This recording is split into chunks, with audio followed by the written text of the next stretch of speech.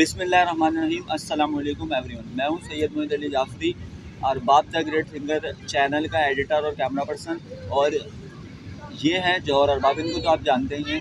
तो हम आज अपनी एक शूट के हवाले से आए हुए हैं।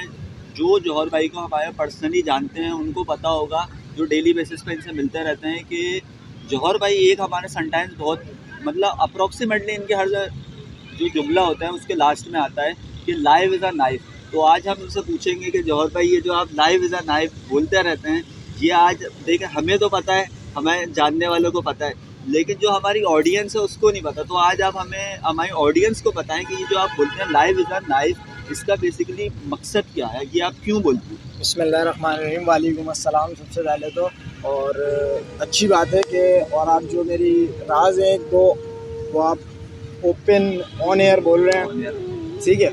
तो चले मैं आपको बता देता हूँ, क्योंकि ऑन एयर मैंने नहीं बताया, मुझे भाई को तो पता ही है कि मैं लाइव इज़ अ नाइफ क्यों बोलता हूँ। देखिए, मैं लाइव इज़ अ नाइफ इसलिए बोलता हूँ क्योंकि जब मैंने स्टोरी बनाई ना लाइव इज़ अ नाइफ की, तो अक्सर मुझे मेरे पास मैसेज भी आया कि लाइव इज़ अ नाइफ यानी ज़िंदगी एक छुरी है, क्यों, यानी ज़िंदगी को छुरी से रिलेट क्यों करवाया भाई? ज़िंदगी तो लेट सा, ज़िंदगी तो बहुत ब्यूटीफुल है, अगर आप इसे फील करें तो ये ज़िंदगी तो बड़ी खूबसूरत है। तो मैं बताता हूँ मैं लाइव इज़ अ नाइफ क्यों बोलता हूँ। देखिए, ज़िंदगी एक छुरी की तरह है, बिकॉज कि देखें, दिन रात छुरी इस तरह है कि दिन और रात, ठीक है, ये ज़िंदगी लाइव इज़ अ नाइफ, ज़िंदगी एक छुरी की तरह है और दिन रात को काट रही है। तो ये काटते काटते आपके इख्तिताम के वक्त पे ले आती है इसको, ठीक है। तो आप जब भी अपने दिन या रात में ये दिन रात कट रहे हैं, तो पहुँचते पहुँचते आप वो घड़ी भी आएगी जो दुनिया फानी है, सबको इस दुनिया से जाना है। तो आप कभी भी दिन रात में या किसी टाइम पे भी एवरी मोमेंट, अपने हर मोमेंट को डेवलप कर लें अपनी खुशी में। यानी आपका दिन रात कटता रहेगा, ये ज़िंदगी एक छुरी है जो आपकी दिन रात को काट रही है आहिस्ता आहिस्ता आहिस्ता आहिस्ता, और इस तरीके से जो हमारी एज मुयस्सर है वो ख़त्म हो जाएगी। तो हमें करना ये है कि हर बार हर मोमेंट को डेवलप करना है, अपनी खुशियों में तब्दील कर लेना, क्योंकि because life is a very beautiful thing कह लें, ठीक है। और हर मोमेंट को डेवलप करना है खुशी के अंदर। और मैं एक थॉट ये भी देता हूँ कि life is a summer vacation. और मैं life is a summer vacation क्यों बोलता हूँ, क्योंकि देखें, ज़िंदगी छुट्टियों की तरह है। आपने देखा होगा कि छुट्टियों में सारे कज़न्स घर आते हैं, बिल्कुल, ठीक है, सारे कज़न्स घर आते हैं और हम लोग बहुत सारे प्लान्स करते हैं कि हम ये करेंगे, हम वो करेंगे। छुट्टी कितने दिन की, 10-15 दिन की होती है ना, तो विंटर वेकेशन की। तो अब उसमें क्या होता है, 10 दिन की छुट्टियां होती हैं। मैं इनको भी बताऊं कि 10 दिन की, 15 दिन की छुट्टियां होती है, लेकिन हमारे कज़न्स क्या करते हैं और हम लोग क्या करते हैं, 10 दिन से ज़्यादा प्लान्स बनाते हैं। यानी 10 को कन्वर्ट कर देते हैं 1 मंथ में, या उससे कम ले लें, एटलीस्ट 20 डेज़ में तो हम इसके प्लान बना लेते हैं। फिर क्या होता है कि वो आहिस्ता आहिस्ता दिन गुजरते रहते हैं, और जो हमने प्लान बनाए होते हैं, क्योंकि हमने 10 दिन से ज़्यादा बनाए होते हैं, तो अक्सर और बेशतर यही होता है कि वो 10 दिन के भी कम्प्लीट नहीं हो पाते, क्योंकि 20 हमने 10 से ज़्यादा बनाए हुए होते हैं, तो 10 दिन के भी नहीं कम्प्लीट हो पाते।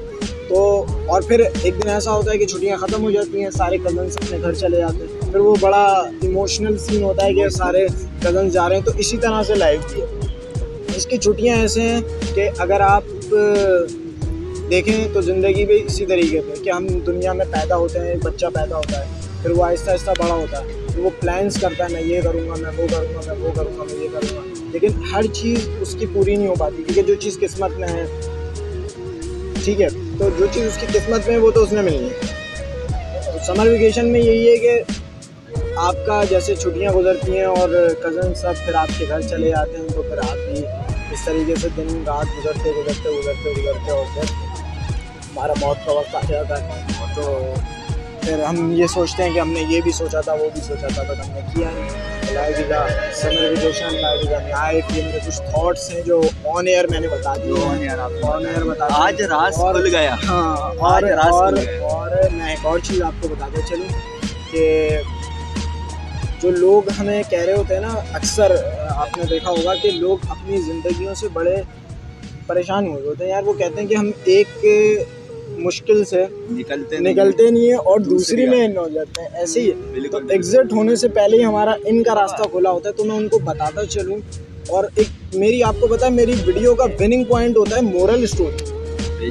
बेशक मैं हर वीडियो में एक स्टोरी लाजमी रखता हूँ, क्योंकि स्टोरी के अंदर ना फील होता है। तो अगर आप उस स्टोरी को अपने ऊपर अप्लाई करके देख लें आप क्या कुछ कर सकते हैं। यानी आप फील कर रहे हैं कि यार ये स्टोरी का जो पर्सन है या ये जो लड़का है या जो लड़की आदमी है अदरवाइज जो कुछ भी है वो अब मैं हूँ, तो मैं अपने ऊपर फील करके देखूँगा तो मैं एक बहुत फिर मैं समझ सकता हूँ कि मैं किस हाल में था वो, और मैं अपने ऊपर रख के अगर उसको सोचूँ तो फिर बहुत सारी बातें। खैर मोरल स्टोरी इस वीडियो की ये है कि जो लोग सोचते हैं ना हम एग्जिट होने से पहले मुश्किल में इन हो जाते हैं, एक ख़त्म होती नहीं दूसरी आ जाती है, उनको मैं एक बता एक मोरल स्टोरी देता हुआ और उनको एक्सप्लेनेशन इस बात की देता हुआ चलूँगा कि देखें एक घुड़सवार होता है, कहानी से समझा रहा हूँ कि एक घुड़सवार होता है, वो अपने घोड़े को मारता है, ठीक है, घुड़सवार घोड़े को मार रहा है। मुझे बताएं क्या घोड़े को पता है कि जीत क्या होती है या हार क्या होती है? नहीं पता, ठीक है, ये आपने कहा जीत और हार का घोड़े को नहीं मारता, नहीं पता। और विनिंग पॉइंट तक घोड़सवार उसको इतना मारता है कि उसको विन करा देता है, विनिंग पॉइंट तक उसको पहुंचा देता है, ठीक है। अब घोड़े को ये भी नहीं पता यार ये गोल्ड की जो ट्रॉफी होती है या जो पैसे होते हैं पेमेंट होती है कुछ भी नहीं, घोड़े को तो कुछ भी नहीं पता, ठीक है, घोड़ा ये चीज़ नहीं सोच सकता। लेकिन जो घुड़सवार है वो ये जानता है कि इसको मैंने जितवाना है, इस घोड़े को जितवाना है, क्योंकि घुड़सवार को पता है, क्योंकि वो उसका मालिक है। तो आप पे भी कभी भी प्रॉब्लम्स है ना, तो आप कभी भी ये फील मत करिएगा कि यार मैं नाकारा हूँ, मैं नहुसत हूँ, मैं फलाना हूँ, मैं ये हूँ, मैं ढिंदाना हूँ, तो ऐसा नहीं है। क्यों? क्योंकि देखें एक कील होती है सीधी, ठीक है, और एक होती है टेढ़ी। अगर आप नाकारा हैं लेकिन कील ठुकती कौन सी है? सीधी जो सीधी ठुकती है ना, सीधी वाली ठुकती है, और वो जो टेढ़ी वाली होती है फेंक दी जाती है। तो मकसद समझाने का ये है कि जो वो घुड़सवार अपने घोड़े को पहुंचा रहा है, तो आप ये समझिए जब आप पे मुसीबतें आ रही हैं तो अल्लाह आपको एक विनिंग पॉइंट देना चाहिए। इसी से एक स्टोरी मेरे भी जहन में आ गई है, तो मैं आपको बिल्कुल बताता चलूँ कि अभी जब हम आ रहे थे तो एक जगह मैंने देखी, वहाँ पे सब लोग बड़े सुकून से थे। तो मैंने बोला अरबाब भाई ये जगह बड़े सुकून वाली है। तो जब अरबाब भाई ने हमें वो जगह देखी, वो जगह थी कब्रिस्तान। तो जब तक आप जिंदा है ना तब तक आपके पास परेशानियाँ आती रहेंगी, जब मर जाएंगे ना तो फिर परेशानी नहीं आएंगी। तो जब तक जिंदा है तो जो है बिल्कुल बी पॉजिटिव रहें और जो है अपनी परेशानियों को फेस करें। बेशक यही कॉन्फिडेंस होना चाहिए। और बहुत अच्छी बात करी मोहित भाई ने भी, असल में ये सीख रहे हैं आहिस्ता आहिस्ता, लेकिन ये है कि सीखना चाहिए। लेकिन life is a very beautiful, और हमारे थॉट अपनी जगह के वो नाइफ है, वेकेशंस हैं और बहुत सारी चीज़ें हैं, पर ये है कि हमें इसे समझना चाहिए। छोटी सी लाइफ है, हंसी खुशी गुजारने की। जब हम पैदा होते हैं तो हमारे कान में अजान दी जाती है, और जब हम मरते हैं तो हमारी नमाज जनाजा होती है। तो अजान से लेकर नमाज में कितना सा गैप होता है। तो बस ये लाइफ है, तो इसलिए खुश रहें, खुशियाँ बांटें और बस इस लाइफ को एंजॉय करके गुजारें। Because life is a knife. अल्लाह हाफ़िज़। अल्लाह।